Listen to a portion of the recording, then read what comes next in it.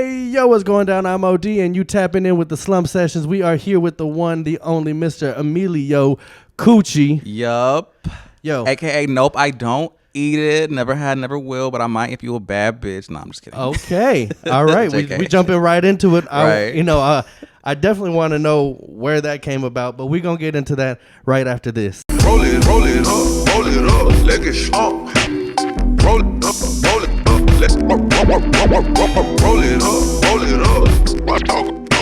Why talk about it, be about it, take another shot. All right, man. So, Emilio Coochie. Yep. First, I just want to know the name. Where did it come from, and how did that come about, man? Okay, so my name is Emilio. That's first and foremost. The Coochie part came around like 2014, 2015.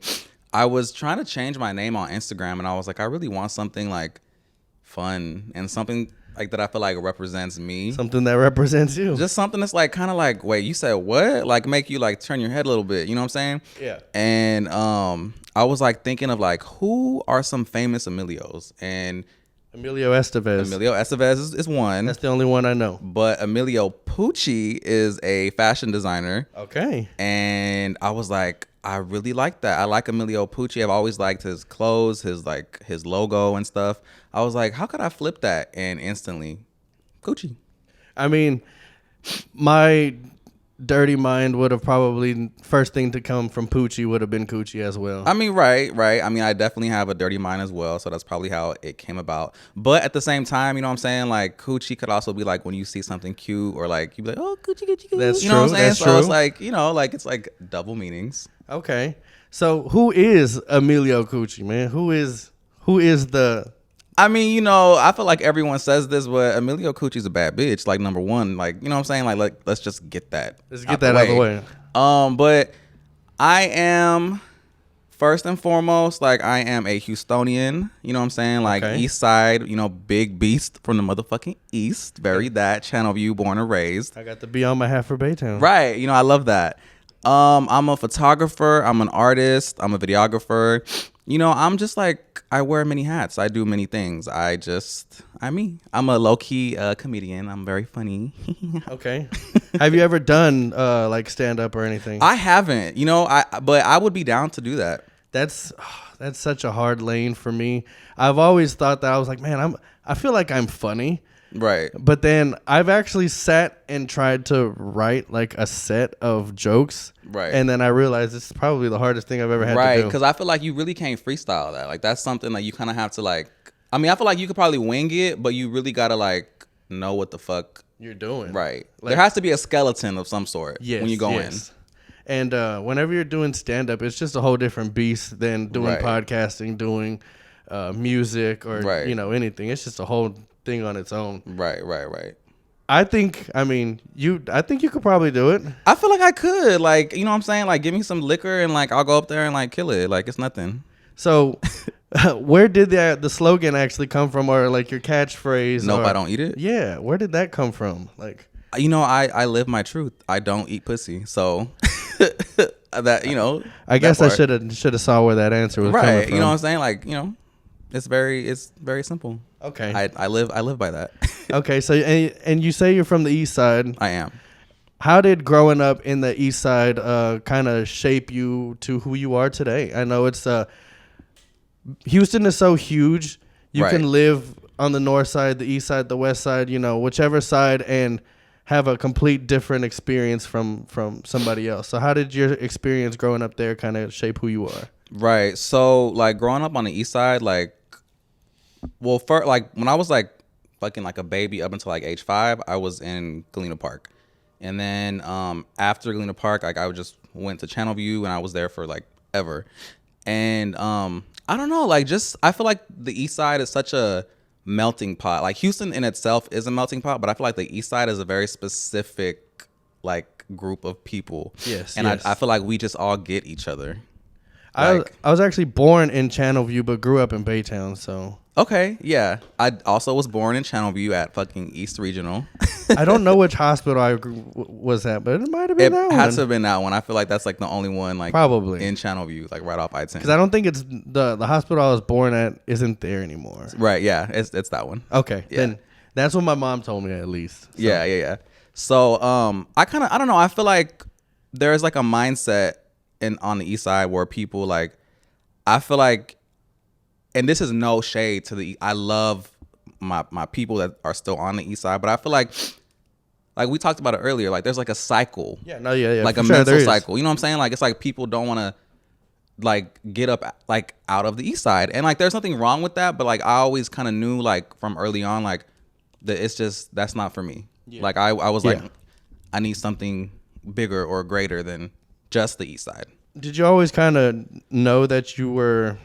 I mean, like you said, you felt like that wasn't you. You just kind of felt like you were destined for something different. Absolutely. Like, and that's not on no cocky shit. That's just being real. Like, I always kind of felt like, all right, like age 5, 6, I was watching fucking like reality TV shows. I was watching like like when Lil' Kim had her titty out at the VMAs. Like, I was watching that in real time. Like, I was not like just like, oh, like Googling it like on blogs. Like when I was a teenager, I was really watching that as a kid. Like, I don't know how old you are. I don't know if you want to say how old you are. I'm 30. Okay.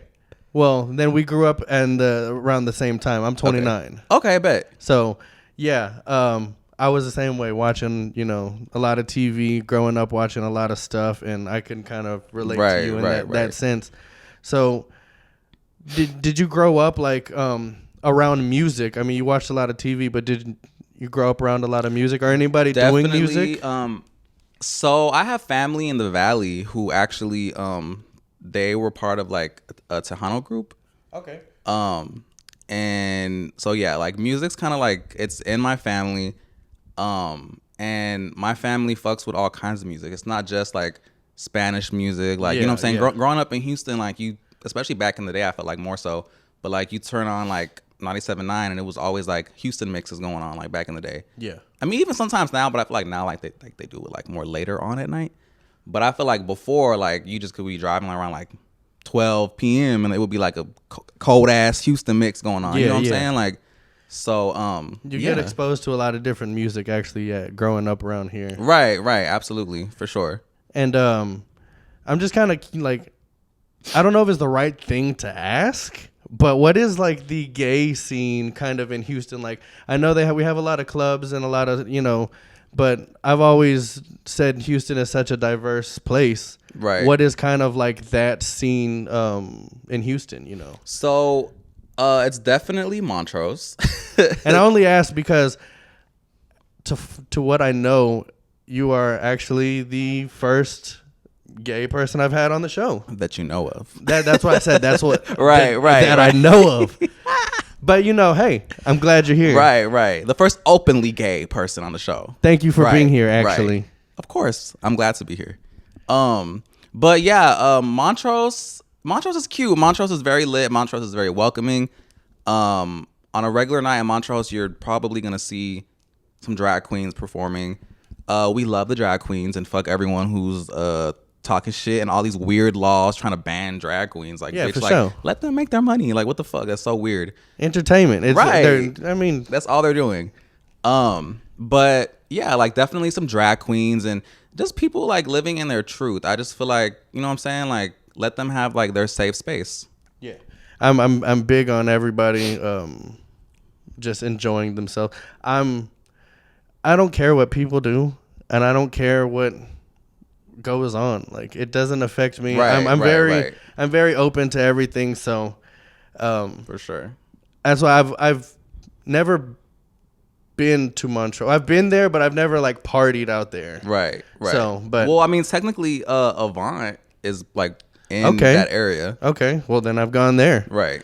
And I'm not the most savvy on maps and like areas. Me either. Like literally, whenever I was passing here, I passed where I'm supposed to be. Yeah. Flipped around, realized I was driving down a one-way street the wrong way. I always like look out the window and I can see everyone doing that. So I Google Maps everywhere I'm going. The only area that I don't do that in is the east side. Okay. Yeah. So growing up, I want to take it back. Growing up, did you always know you were open or openly gay, or? Mm-hmm. And how was that coming out? I didn't. Okay, no, I already know where this is going. Yes, of course. I mean, I wanna get everything. Right. So, I knew from like early on that I liked boys. Okay. From like age like 5. I mean, it's like when you're a kid and like you kind of know like, oh, I feel like everyone kind of has like crushes or whatever. Yeah. So, like for me, like I just knew mine was more so with boys, but I knew that I was being like taught or conditioned. Yeah. So, oh, that girl over there is pretty, huh? Or whatever. And I'm like, okay, like, yeah, whatever. Like I would like kind of play on it. And I definitely had girlfriends like growing up. But like in high school, like in between my junior and senior year, like that summer, I was like, you know what, bitch, I want to come out. Like I'm ready to come out. Yeah. I had a girlfriend from freshman year to junior year, and so it was kind of awkward, like breaking up with her that summer and then coming out and then coming into my senior year just being this openly gay senior. But I was like, man, fuck it. Like I don't care. Like I just want to like finally like live in my truth. Yeah, I think whenever you're in high school, it's that's like the time where everybody's discovering themselves and finding out who they are. And then, man, after high school, I've grown so much. So I'm sure after high school, a lot of people, that's their growing time. But how was it with a Hispanic family? Or you are, right? Yeah. Okay. But I know how Hispanic families are. Right. They're not the most open and accepting families. Right. So how was that, or like with family and stuff? So I was raised like primarily by my mom. Okay. My dad's in my life, but like not really in my life. Like he's like, I don't live with him. Yeah. My parents got divorced when I was like in 5th grade. So Same. I mean, like I would see him sometimes, and I mean he's not like an absent father. Like I love my dad and like I fuck with him, but like it's just he's not really like there as much as my mom. Like my mom is like there and she's always been there. Yeah. But shout out to the moms. Right, I love you, mom. But my mom, like I really thought my mom was not gonna take it well. She's always been like mama bear. She's always like loved me and supported me. But like it's a scary thing. I mean I would assume so. It's like it's a scary thing. It's not just you becoming who you want to be, but it's hoping that everybody's gonna accept it. Right. And so like with my mom, like not just that, but like she's old school, and like what I'm saying, like she may or may not have like said like a slur here and there growing up, which I don't fault her for. Like a different time, like I'm not gonna cancel my mother, but like what I'm saying, like you live and you learn. But just knowing that like hearing someone in your family say like a slur or whatever, it makes you scared to like want to really like come out and like what I'm saying. So it's like when I did come out, I remember like I just started to like I was just crying. She was asleep, and that was the worst part about it, because I had first came out to my sister and my cousin. Okay. And they were super, super, super accepting. Like they were like, okay, like this is not news to us. Like we knew this. I was like, oh, okay. Well, okay, like whatever. So then my sister was like, okay, well, mom is asleep in the next room. Like, go tell her. I'm like, what the fuck? Like, bitch, like how you gonna pressure me into just like coming out? But like she would not let me not come out. So I was like, okay, fuck it. Like I guess like I did it once. Like let me just, I gotta do this now. Right. So, and you know how like have you ever like seen like those like memes or like those TikToks where like the moms are asleep and it's like every time like you go to like wake up your mom and like they're like like yes. You know what I'm saying? Like they're very like it's like that weird like reaction. So like that's how it was.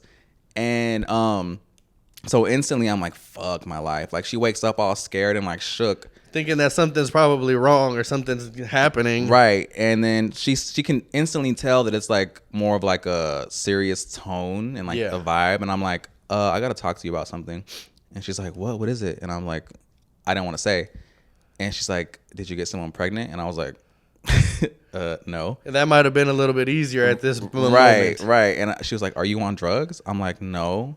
And then like I think her next guess was like, "Are you gay?" And I was like, So when I first came out, I said I was bi. And I don't know if I am or not, but like I was like, I'm not gay, but like I still like girls.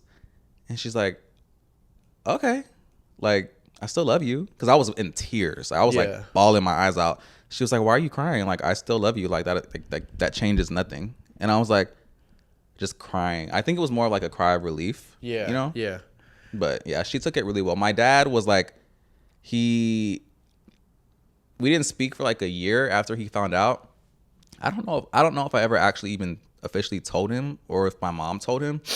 But I remember he made a comment. I forget if it was to me or my mom, but he made a comment basically saying that I needed to like go get help. But I think like because he doesn't speak perfect English. So like in hindsight, I don't think he thought I was crazy. I think he just thought I was like in a place in my life where maybe I should like try to sort things out. Right. You know what I'm saying? So like I don't fault him for saying that either. Back then, like I did, and we didn't speak for like over a year. But like now, like we're good. Yeah, I mean, I'm sure that's not an easy. The only way I can kind of relate to that would be having to tell my mom that I got my girlfriend pregnant. Oh shit! I was a senior. Oh shit! So yeah, I mean that was not the easiest thing. And right. I didn't talk to my mom for about a year after that. Yeah. It was she wanted nothing to do with me. Damn. I don't know why. I mean, it's now she loves my daughters and stuff, but it was that's the only way I can relate to it, is like that pressure of needing to tell somebody something. Right. And then after you say it, it just feels like a relief. Right, like, right. I actually found out like 2 days before prom that we shit. were having a baby. So damn. Be careful. Right. It ruined things. I mean, ruined things as far as prom. Like, Right. But now, I love my girls. Right. Yeah. I love that. But so growing up, who did you actually like look up to as far as like music and like who did you look up to? Okay, so I had no choice but to like fuck with Selena growing up. Yeah. I'm a Mexican from Texas. Like, yes. You just it's like the fucking law. Like, yeah, you gotta have fuck to. with Selena. I feel like not even being from Texas. I mean, from not even being Mexican. I'm sorry. Just being from Texas in general, like that's like you gotta fuck with Selena. Like she's like our princess. I mean, you don't get a statue about you for nothing. Right, exactly. So my mom put me on to Selena very early on, like probably before I could even speak. Like I was being, had Selena and like just Tejano music in general just blasting in my ears.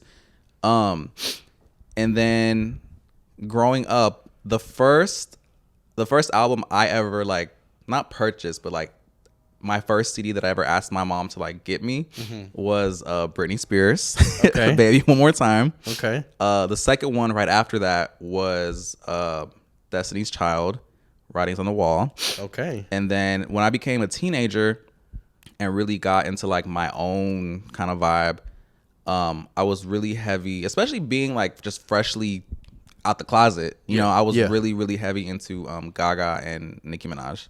Okay. I mean, I grew up with sisters, so I have an older brother, but he was like much older. So my music influence whenever I was growing up was a lot of like the Britney Spearses and the pop and stuff. Right. I didn't start getting into my own lane of music until I was a little bit older. So around that time, that was it.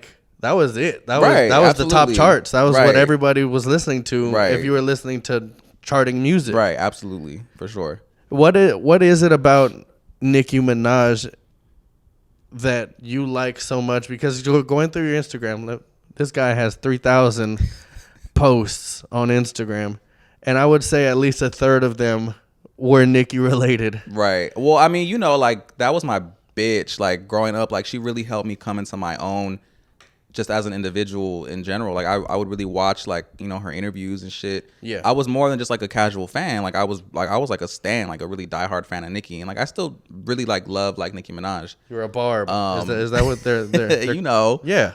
But it's very like just watching her, like I really admire the intelligence. Like there's a lot of intelligence that goes behind the writing style, hearing her speak, the business savvy, and like the wittiness. I admire wit so much, and I think that's why I gravitated towards her. I really this is random, like not to do with music, but like RuPaul, like he's so fucking witty that it's like it's just so sharp, and I really admire that because like there's like a certain level of intelligence that has to go with that. Yeah, I can feel that. He had a show, not Drag Race. It was a show on. He had a talk show on VH1 like way back in the day. Okay, and then not too long ago, I think he had it was a show. I think it was on Netflix. I don't remember what it was called. But I remember watching it. It was a good show. Right. And, Aja and Me. Or was that one? Was it? It wasn't like a. It was like a scripted show, right? Yes. Yeah, I think it was Aja and Me. With little kid. Yeah. Okay, hey, that was a good show. Right. I watched a few episodes. Shout out to RuPaul, man. Right. If you ever see this, I like you. You're cool. So, becoming like an adult and stuff, you worked at a couple different places, and you've done a lot of different things. Before you were Emilio Coochie, the photographer, rapper, right, the person who we have here. Right. How was the Burger King days? Because it seems like it was a big part of your life. It was growing up. It was. So I don't know why the fuck. I think like watching my mom like just be a single mom, and my mom never really worked like an office job. Like, you know, she was not a stay-at-home mom. She worked in Galena Park at a paper mill company. So she was like making like sheetrock and shit, like at like a factory type place. Very, like she had like steel toe boots, white hard hat. Like she would come home dirty. Tough. Right. You know what I'm saying? Like she was like living that life. And so I would see her like, you know, she would work like 3 days, like nights, like 7 p.m. to 7 a.m. and then 3 days off, and then 3 days 7 a.m. to 7 p.m. Like she was a foreman. So she was like really, really like, you know what I'm saying? Yeah. Like, so I would see her, she would be tired. She would be working hard. So I feel like maybe like subconsciously, like that kind of like instilled something in me. To work hard. Yeah, to work hard. And I put work, not to put work first, but I think like put work first. I mean, seeing what your parents do definitely can instill a sense of like work ethic in somebody. Right. Like if you see your parents and they're grinding, they're doing all this, and they're doing everything they need to do to provide for the family. Right. That instills something into you. Right. At least I feel like. No, for sure. And so like when I got my first job at Burger King, I was like, bitch, I'm in it. I'm working. So I'm part of the working class. Right. So like, I stayed there like 3 years. Why Burger King? So I had a friend who was the manager there. Okay. So she put me on, and then it was a few people from Channelview, because like the one that I worked at was not in Channelview. It was like in Humble. Okay. So it was a few people from Channelview who actually worked there. So like I knew a few people who worked there, and it was cool. Like it was like a really fun time in my life. Like we were like just some stupid kids and just having a good time making some chump change. But to us, it was like, you know what I'm saying, a few $100. Like that was like good money back then, like as a high school student. You know, now that you say that, I go to like Burger King and I go to like McDonald's and stuff, and I'm like, oh, why did they get my order wrong? Right. And then now looking at it from their perspective, they're probably just some kids having fun with their friends working there. Right. They're just living their life right now. Right. And like at my Burger King, it was like the front line, like the people taking the orders, we were all like high school students. And then like all the cooks, they were like, we used to call them like the tias, because like they were like majority like all Mexican ladies. They didn't speak much English, and like they were also there to like get a check. Yeah. And it was like just like this mutual like understanding. Like they would come bring us like food that they would make at home, bring it to us, like home cooked stuff. You know what I'm saying? Yeah. So like Burger King, like I always reference that, because like this, like that was like a cool ass time in my life. That working in like fast food or service or something like that, it can change your perspective on so many things. Oh, absolutely. Because if you've never worked in like that kind of environment, Right. Some people you can just kind of tell like you've never had to do Right. this. Like you don't empathize with that because you've never walked a day in these shoes. Like you don't know. Like if I get parked at a drive-through, like go pull up to the front and wait 5 minutes, I'm not tripping. Yeah. But I know some people might have an issue with that. I'm like, bitch, like the food is fresh. Like just shut up and quit complaining. Like, you know you've what I'm saying? obviously Like, never been in that position. They got timers. They got right. Exactly. They got shit they got to do too. Exactly. You're not the most important person here. We got a line of people. Right. So going from that, I know you had reality TV dreams. I did. You low key still do kind of. You've always wanted to be on a reality TV. What kind of show would Emilio Coochie be on? So I feel like something like The Real World, or I've never watched a actual full episode of Big Brother. Okay, me neither. But that one seems very popular. It is very popular because like they even have like Celebrity Big Brother. I've never watched the full episode, but like I kind of get the gist of it. Like there's cameras rolling 24/7. They have little challenges in the house. I'm not sure what the challenges are, if they're physical or mental. I don't know what. But I'm out if there's any physical challenges. Mental challenges you might get me, but right. Physical challenges I'm out. I mean, I might could do a little something. But like I don't know exactly what the premise of the show is. I know like the other housemates vote out people. Mm-hmm. But I feel like it would be fun. I feel like it would be a disadvantage, but also an advantage that I've never watched an episode of Big Brother. I could just kind of like wing it and see like what happens. Do you think you would be on a Survivor type show? Oh, No, you couldn't do that. I gotta take a shower. Yeah, I gotta bathe. Or they had on MTV. They had the Real World Road Rules, where they did those kind of challenges. You see, so the Real those World, were a lot of physical challenges, right? Those I don't know. Like, I would like to do that, but when it comes to like stuff that like involves water, I'm not scared to swim. I like to swim and I know how to swim, but like I'm scared of the ocean. I am scared of the ocean, but too much going on in there, right? And we don't know. Apparently, like only like 1% has been discovered. Yeah, and it's just there's too much left for my imagination to take hold. Right, and like the ocean is like massive as fuck, and I just I don't play with water that I just can't see the bottom of. Number one, number two, the sharks can come up by the sand if they want to. So like I don't. Yeah, there was somebody who caught a shark. I think like last week somewhere around here. I just saw around here. Well, I mean somewhere like in like Galveston or some shit like that. What the fuck? Yeah, I didn't know that. Yikes. So it happens. Right. But so no Survivor.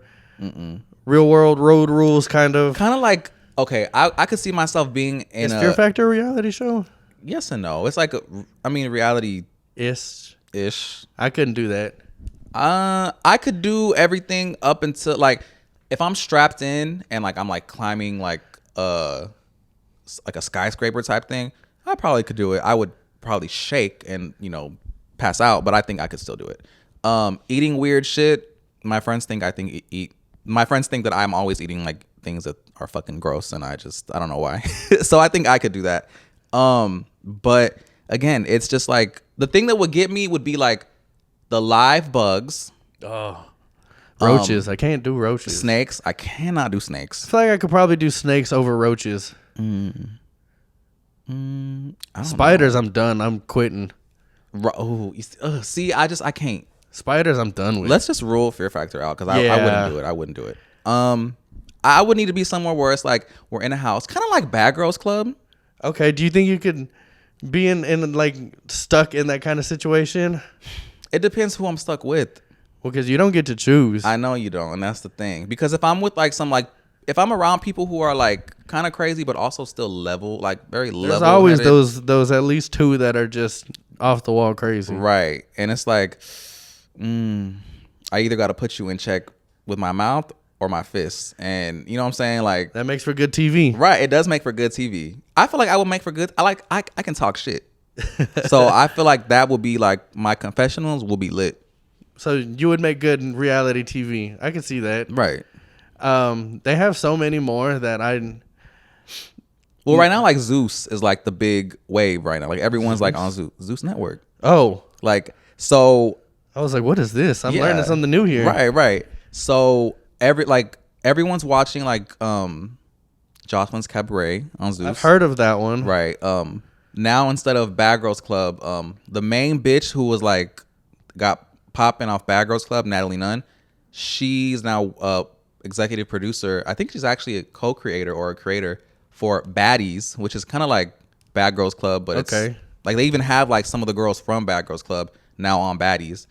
And it's like it's popping. Everyone watches it and it's always like trending, and you know what I'm saying? It's just I feel like they're more geared towards like fighting, like the drama. Right. You know what I'm saying? Where I feel like where it differs, like the production definitely differs, but I feel like Bad Girls Club was more like they had like funny moments too. It wasn't just like all fighting. Like it was like they were more about growth, I feel like. What about like a Jersey Shore or something like that? I could do that. That seemed like it was a lot of fun for those people. I wonder how we could do that with Houston, though. Like what it would be. Oh, that would be something. Right. Get them to work at some like a coffee shop or something. I could see that. Like and then because they worked at the t-shirt shop that was like big there. Like a coffee shop or something around like here? A premium goods type, like something, like just something. I don't know. I feel like I could see that. Hey, somebody needs to do it. Right. You know what I'm saying? And I need to be on it. I feel like there would definitely be some characters on there. Right. Especially if you get all walks of life and Right. There's going to be some shit. Right. I would fuck with that. So reality TV is not off the table, apparently. No, fuck no. Even if it's for like 2-3 months. Fuck it. Like, how long do they usually do those shows for? See, I actually just researched about what fucking show? Big Brother. Okay. So the thing with Big Brother is you can't even have your phone. Like you can't have shit. No outside contact with nobody. I think that was the same with Jersey Shore though. They couldn't. They had just the house phone. Oh well, at least you had that though. And even like Bad Girls Club, like you didn't have your phone, but y'all have a phone. Like people can contact you. On Big Brother, like you're in there for 100 days, and you have no contact with nobody. That's like a little over 3 months. Yeah. Okay. Trying to do math in my head. Right. Unless you get voted out, then it's like okay, well, hey guys.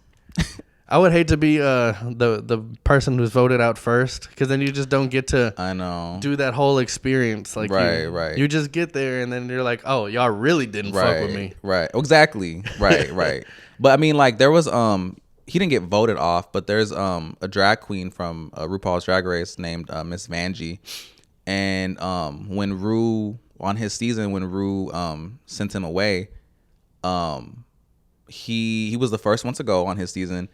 And his exit was just so like funny that it ended up being like one of the most viral talked about moments from that season. So RuPaul brought him back like the following, I think, All-Star season, and like he like killed it. Huh. So sometimes you just getting not the best attention works out in your favor. Right, exactly. Like I mean, you're making an exit. Hey, you gonna get one last piece of me. Right, that part. So I'm gonna have to insert that clip here. So Miss Vanjie.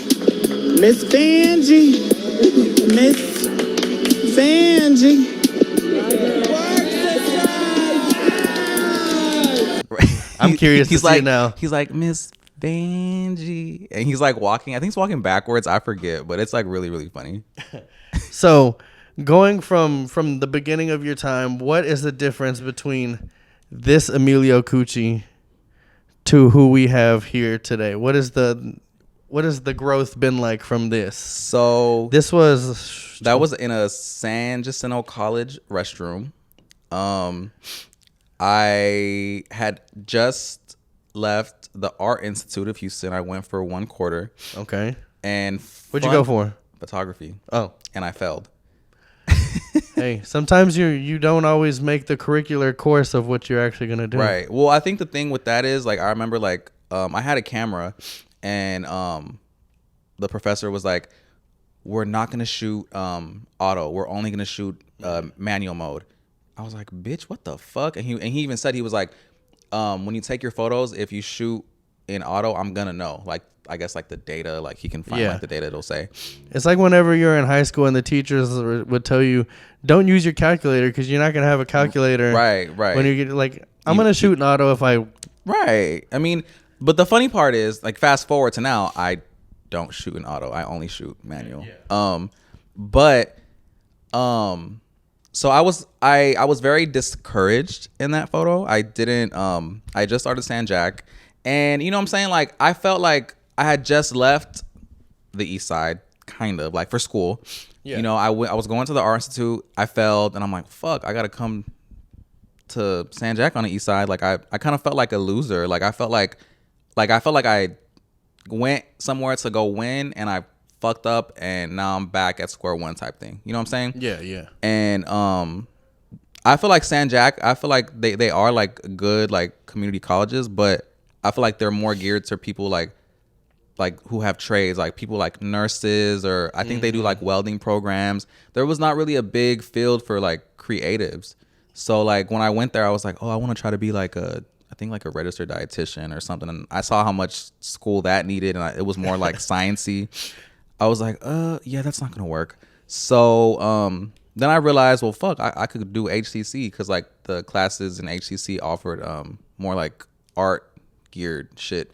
So I was like, man, fuck this. So I quit San Jack, and then I ended up going to HCC. But yeah, that person in that photo is just very just unsure and discouraged, just unsure of himself. It's crazy that you tried all these different lanes of going to school and learning it, like, and learning, the traditional way. But now there's so many different ways that, especially if you're trying to learn photography, right? I feel like you don't even need to go to you don't. Some stuff that you do, there is tutorials and classes that you can buy, but I feel like to just actually attend school, I mean, you can. I have a good friend from LA who she's in film school right now, and she's learning a lot of shit, who sometimes when I'm on these big sets, she'll also be there doing like BTS, and she'll like the directors, like they'll have certain lingo and shit. Yeah. And I'm like, that is one thing that, you know what I'm saying? Like I'm like it's like a whole different language. Right. So I've had to ask her, like, I feel like she has more like book experience, like especially like when I first met her, like she had more like of the experience from school, and then she was like getting her feet wet and starting to really like get popping with these big sets and like doing BTS for like big artists. And I had a lot of experience as well, but just not like, you got like street knowledge in the right world. Right, you know what I'm saying? So like that's how I feel. Yeah, right. I would have to ask her like, what the fuck is that? Like they would talk about like just like first AD or like a DP. Like I was like, what the fuck is DP? Like fucking double penetration? Like what the fuck? Yeah, it's director of photography. Like, hey, I had something in my head. I was thinking of like director of something else. I don't know. Right, you know what I'm saying? But it's like things that's where like, like if they tell you, oh, go hit up the DP, and you're like, huh? You know he has a name, right? Like, right. Like, can you just say who it is and tell me? You know what I'm saying? But like that's how they talk. Like that's how the business, that's really how like they speak. So like you have to catch on. Yeah, I've never been on a big production or a big set, so I'm sure whenever you're first getting into that, it was a whole different. Right. It was a completely different. It was exciting, but at the same time, like you kind of have to like take it in for, real quick, appreciate it, and then be like, all right, bitch, it's work. Like, yeah, because I'm sure I see like you as having, the same kind of background in photography as like somewhat of like what I do. Where you picked up a camera, right? You kind of learned it yourself, and you've been growing, all hands-on learning right. through yourself, and through trial and error of a lot of different right. stuff. Like you didn't have that schooling, right. So so I'm sure there's a whole different world there, right? From being like a run and gun kind of photographer or videographer, right? How did you actually get into that of like picking up your first camera and even getting a camera? That's a thing in itself, because cameras aren't cheap. So I got into photography like during like, well, what got me interested was like MySpace.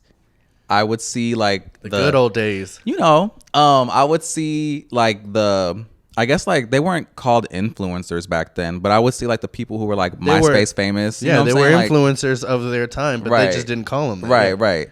And I would see like the main people I would see would be like Jeffree Star or like yes, Jeffree was popping on MySpace. Like I feel like no matter who you followed or who you're friends with, like you randomly would see a Jeffree Star picture somewhere. Yes. Tila Tequila. I don't know if you knew Joey Diamond. Yep. Joey Diamond.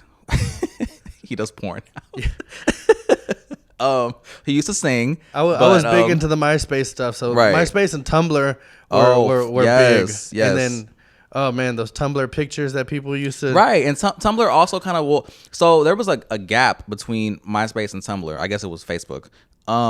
And then where I feel like Facebook didn't really allow like any creativity or like anything like that. It was kind of just you post and you go. Yeah. Whereas MySpace, like you really could like you could edit your page and you could do all kinds of shit. Have your music. Right. Like there was so much expression. You had your about me section. Exactly. Your top 10. So I think that's honestly MySpace got me like really popping and started with graphic design first because I used to charge classmates in like junior high and high school to like edit their MySpace pages because like my shit was on some different shit. So like I would charge them like $20. Like, all right, send it here. Give me your password, your email, and I'll like fix it up for you.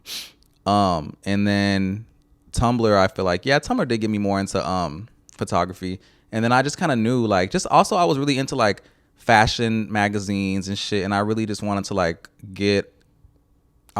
take my own nice pictures, and then I was like, well, fuck it, I have a camera, I can make money taking photos of everyone else. Yeah. So my mom bought me my first camera. It was like a bundle, a really cheap like starter kit from Best Buy. Yeah. And then I would take photos of like my classmates for like their senior pictures, and then I started like the next year at the Art Institute. Okay.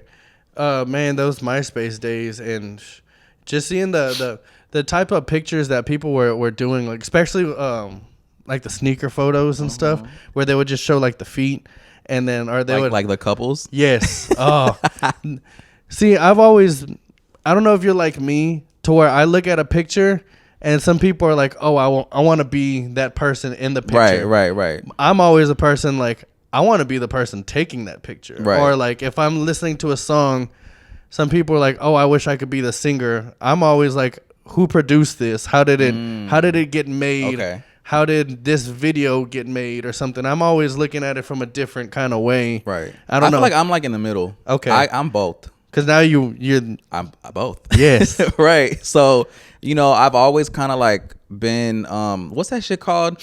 Where you could like see colors of like sounds. I think it's called synesthesia. I forget how to pronounce it. Sounds like drugs. Right. But like basically like you hear music and you see colors, or like you see colors with. I've heard that. That's what Kanye. Yeah. Kanye has that. Yeah. And I didn't even know what the fuck it was. I was having a conversation with my sister like when I was probably like in junior high or maybe even high school, and I was like talking to her about it, and she was like, that's like a thing. But back then it wasn't just I wasn't referring to sounds. It was more so like, I feel like days of the week or like numbers have colors. And she was like, what you mean? And I was like, well, like 1, I feel like it's like yellow. I feel like 3 is like an orange, or like whatever. And she was like, that's like Mondays are gray. Gray? Gray. Oh. Nobody likes Mondays. I mean, I feel like that's more of like a literal sense. Oh. For me. Yeah. I don't know. But at the same time, I don't know why I feel like Monday is fucking yellow or whatever the fuck I said. Like, I don't know. It's like, it's weird. Like, yeah. But like, more so now as an adult, like when I hear beats, like I could hear like just like a empty beat, like just no words, nothing, and instantly, because like all of my my cover arts I've designed, and well, except my project one, but like the single ones I've designed, and it's like when I hear the beat and like the song is finished and like I've like talked my shit over or whatever, like I play it over and over, and I'm like, all right, I feel like this is giving me like pinks and like yellows and shit, or like. For my Toxic Freestyle one, for some reason, it just gave me green energy. So the cover art is green. And yeah. I feel that. And it also helps whenever you're at it. If you have that, or, you see things in that perspective, it helps whenever you're doing like a music video or something. Because everybody might feel it, but not be able to interpret it like you do. Right. So if you do, a happy song, or something with like dark colors, it doesn't really. Right. So you're able to see things in a different lens and kind of a different perspective. That's cool. For sure. That's cool. And social media, going from like a photographer and stuff. Right. How is that, how is having that as a tool now? Because back in the day, you would see all these pictures, but you wouldn't really associate them with a certain person. People would rip off pictures like crazy. Right. And then repost them, and then, you would never really see who took that. Right. So now you have a big community of people who are really invested in like the photographer and, Right. So how is that having like social media now to be able to promote your stuff? It's lit. You know what I'm saying? I feel like social media, like, I don't give a fuck what you do. Like, if you have your own business, I feel like you need social media. You cannot have a business and not have social media, because like someone like me, whether you're a photographer, if you own a juice bar, if like whatever you do, sometimes I'm not going to Google. I'll go to Instagram. I go to their Instagram pages. And I'm like, okay, what's the vibes? Like, what's it giving? So I feel like social media has just helped tremendously. Like, just helps everyone. I've talked to like small business owners. That's something I like doing. I'll go to them and try to help them with their social media stuff. Right. And you would be surprised how many people don't think it's important. Right. That's crazy to me. Yeah, especially now, like literally where everything is social media. Exactly. Even if you're going to Google, you need somebody to help promote that Google and, right. build up your Google page and stuff. It's a whole thing. See, and the Google part, like, cause I was doing like I had like a photo booth business, and I still have it, but I'd be so busy, I don't really have time to always like fuck with it. But that was the part that kind of confused me, was the Google page part, I guess. Yeah. So, and I'm someone who I grew up in the era of technology and this and that. Yeah. So I can only imagine someone who's older and less tech savvy Trying to get into it. right, Trying to figure it out. It's like, for me, like if I kind of like put it to the side because I couldn't figure it out off the first couple minutes, I could only imagine someone who just don't know shit about that, like really just giving up on it. Yeah, and especially like a lot of these like taco trucks and a lot of these trucks, man, they have some of the best food, right? But they're ran by older people. They're ran right. by older Hispanic people, older black people, and a lot of them don't have like that social media. Right. Like you said, you go to Instagram to see these places. Right. I want to see all the food y'all got, the angles, the juice dripping. I want to see the texture. Like, I really want to look into it. With TikTok. Yes. TikTok is crazy for up and coming businesses. Right. And sure. just to show anything. And you are pretty active on TikTok. I'm pretty active. I could be more active, not going to lie. So I started like doing like stupid TikToks, and then I would never post them on TikTok. I would just save them and upload them to Instagram. Not sure why. Well, I mean, okay, I had like a bumpy start with TikTok actually, because TikTok, I feel like everyone knows this, but like it started as a kids app. Yeah. So with what was it, Musical.ly? Yes. Yeah. One of those. Yeah, I think it was that one. So when I first made my account, there was an issue with my name Coochie being on my username. Yeah. So I forget what exactly it was, if they didn't allow it or if they allowed it but like shadow banned me. I think it was me getting shadow banned, and I was like, man, fuck, like I'm over here trying to like make funny shit, upload it, it's not going nowhere, doing nothing. Like you couldn't like search my name up, like nothing was coming up. So I was like, man, fuck. So I respelled Coochie from how you spell Coochie, Coochie, to Kewchie. And I started to get a little bit of traction here and there. I was like, okay. Yeah. And then recently I was on TikTok and I saw someone had Coochie in their name. And I'm like, bitch, what the fuck? And I saw like they had comments and likes, and I'm like, oh, I guess TikTok has kind of grown up a little bit. Right. Okay. Yeah. Welcome to the club, TikTok. So, yeah, I changed my name, and it's like slowly, like randomly, I'll post videos and like they'll do like good on TikTok. But TikTok for me is still like, I love the fuck out of TikTok. But like so many hours just scrolling. Right. Like sometimes like you see like that one video that pops up, hey, stop, you've been scrolling for too long or whatever. I'm like, okay. Like, get out of here. Right. I still keep scrolling. But yeah, no, I fuck with TikTok. How was it whenever you're first starting like photography and stuff? When did you actually see that you kind of have that eye? Roll it up, leg it strong. Roll it up, let's roll it up. Why talk about it, be about it, take another shot.